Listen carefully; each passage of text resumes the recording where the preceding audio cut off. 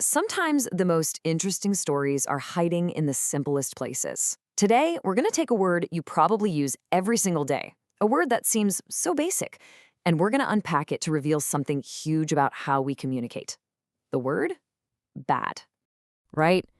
We've all heard a sentence like this. It's super clear, totally direct. Everyone on the planet gets what bad means here. It's one of those first-level words we learn to say, hey, I don't like that.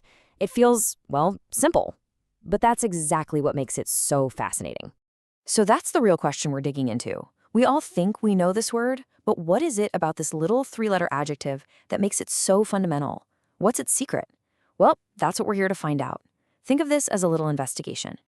Okay, so where does any good investigation start? You've got to look at the evidence. So first up, let's put the word bad under the microscope and just see what it's made of. At its core, the definition is almost comically straightforward, right? Wiktionary just says it means not good. It's that basic opposition, good, not good. It's one of those foundational building blocks we use to make sense of everything. But then you get to this, and things get a little weird, a little more interesting. Look at how it changes. We don't say badder or baddest, do we? Nope. It completely transforms into worse and worse. These irregular forms are often like little linguistic fossils, clues that a word is incredibly old and has been a core part of the language for a very, very long time. And here's a cool little detail for you. While many of us say bad, if you go to New Zealand, you'll often hear it pronounced bed, which means it sounds exactly like the word for the thing you sleep on. It's just a great little reminder that even our most common words have their own unique flavors all over the world. All right, so we've examined the word itself. Now let's zoom out. Let's start looking for the clues that point to its secret importance. And trust me, this is where the story gets really good.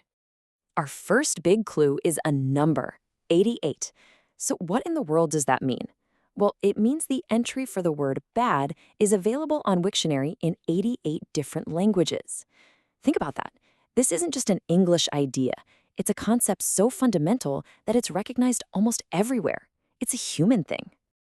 And clue number 2, bad is one of the 1,000 most used words in the entire English language. Out of hundreds of thousands of possible words, this one makes it into the top tier. It's not just a word we know, it's a word we use all the time.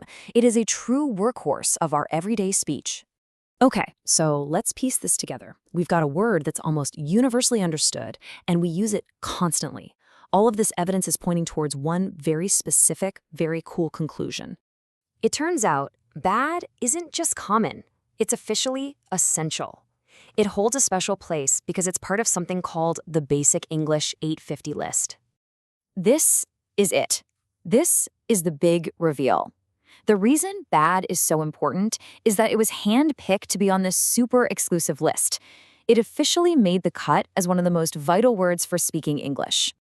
So, what is this list? Basically, it's a curated vocabulary of just 850 words. The whole idea was to create a toolkit so that anyone, anywhere, could communicate just about any essential idea with a very small set of words. It's English, simplified for global understanding. And the thinking behind it is pretty brilliant. First, you create a simple, solid foundation for anyone trying to learn the language. Then, you use that foundation to build a bridge, allowing for clear communication no matter where you're from. And the real magic is using this small set of words to talk about even really complex stuff. A word like bad is one of those key cornerstones. So, we've kind of solved the mystery of the bad word. But what's the big takeaway here? Why does this all matter? This is the key right here. The words that we might dismiss as being too simple or basic are actually the most powerful ones we have. They're the universal connectors. They're the ones that really do the heavy lifting when it comes to helping us all understand each other. Just look at this sentence. Think about how much emotion and meaning is packed into that.